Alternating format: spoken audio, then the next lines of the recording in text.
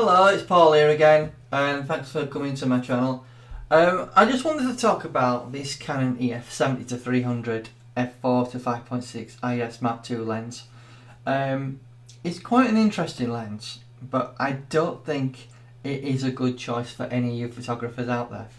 The reason I'm saying that is 70-300, obviously they've basically remodified the existing 70-300 as well as the older 100-300 lens. The problem is those lenses are always quite soft. The problem I've got is the price, £498 here on Amazon. It's not an L lens, right?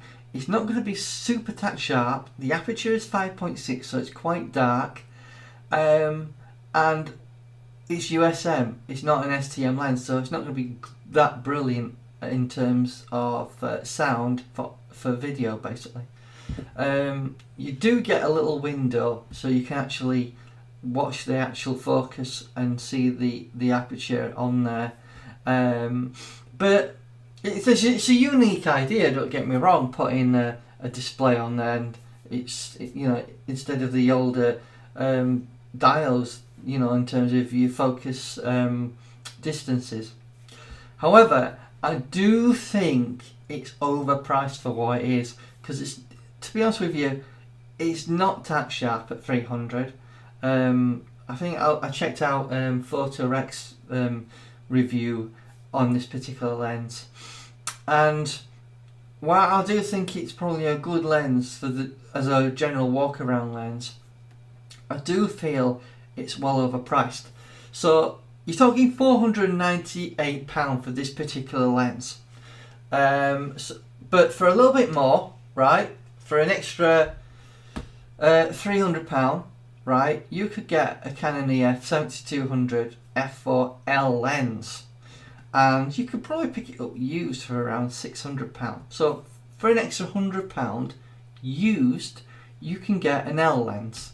This is the reason I don't recommend this particular Canon EF 70-300 walk around lens. Granted, the f4 is a bit less in terms of this, focal length. However, you can always put an extender on that, a 1.4 extender, and extend your lens to around 280mm, not far off 300. At 5.6. You could get an old Mark 1 extender for about £100, £130, something like that.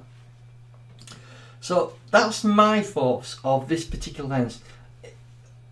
The thing is, right, I think this lens should be at a price point of around £300 and no more than that, because it's basically a plastic lens with obviously a metal mount, and it's really pretty good in terms of its optical performance, but it's overpriced.